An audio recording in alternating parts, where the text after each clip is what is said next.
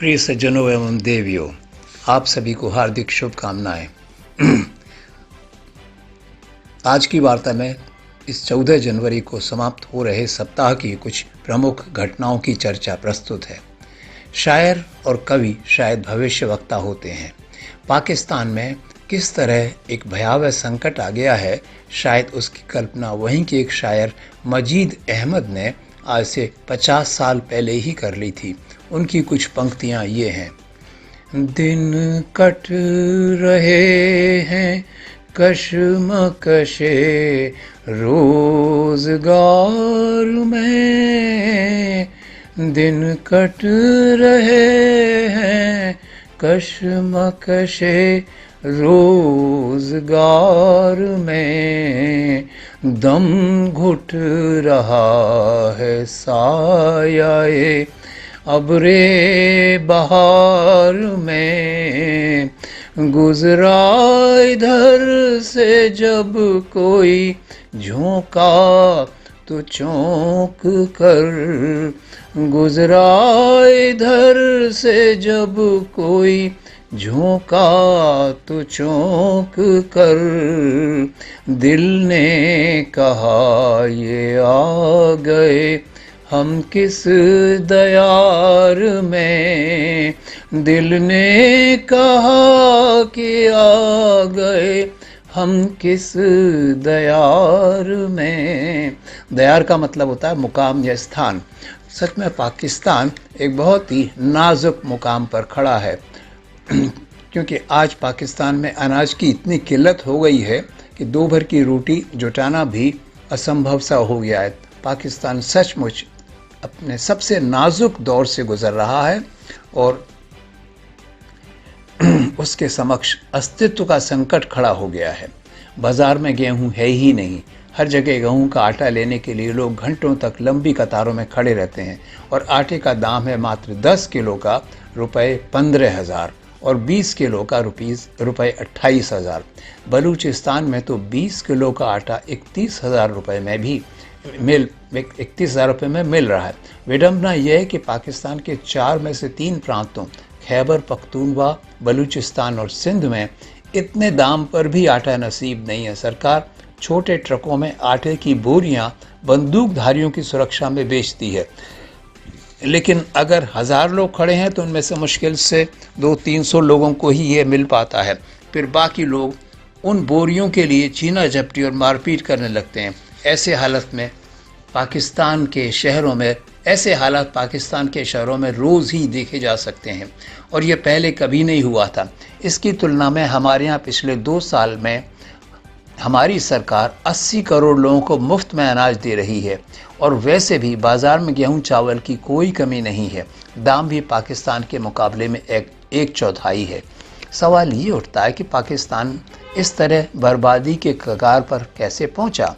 इसके पीछे सर्वव्याप्त भ्रष्टाचार और निरंकुश सत्ता की एक लंबी कहानी है। पाकिस्तान में प्रजातंत्र तो शुरू से ही एक दिखावा मात्र रहा है।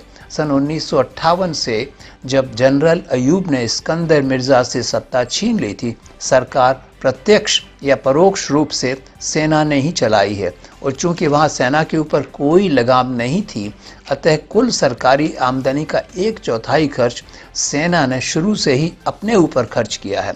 अतः वहाँ के सैनिक अफसर तो करोड़पति हैं, लेकिन आम आदमी कंगाल हुआ है।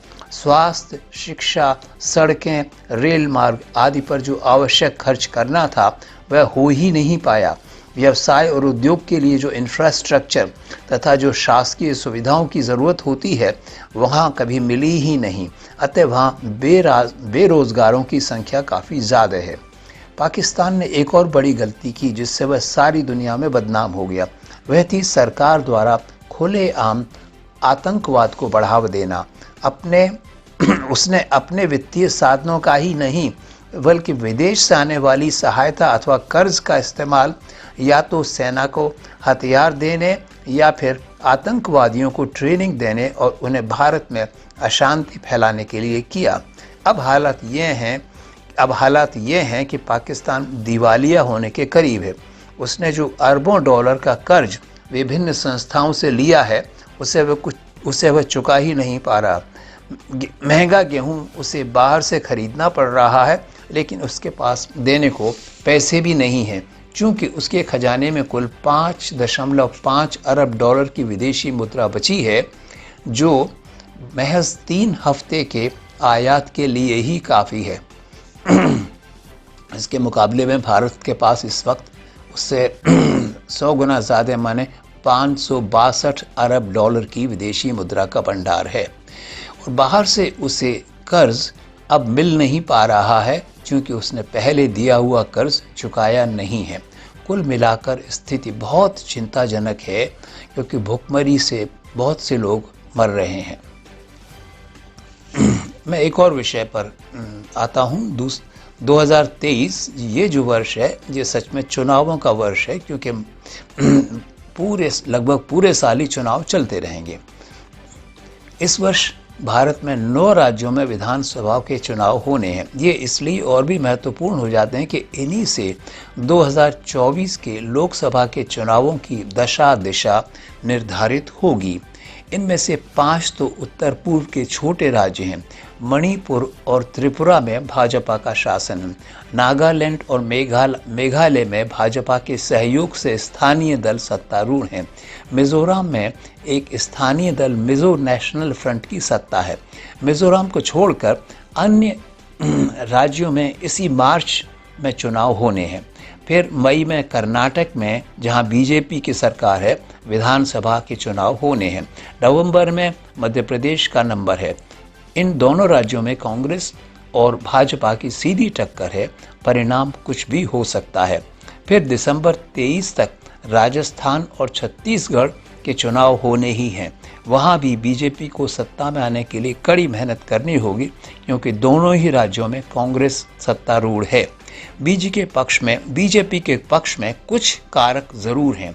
एक तो उनकी चुनावी मशीन कभी रुकती नहीं। इन अगले चुनावों के लिए तैयारी शुरू हो चुकी है।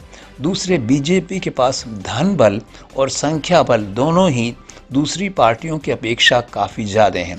विश्व भर के किसी भी प्रजातंत्र में इतने सदस्य नहीं हैं जितने बीजेपी में हैं, क्योंकि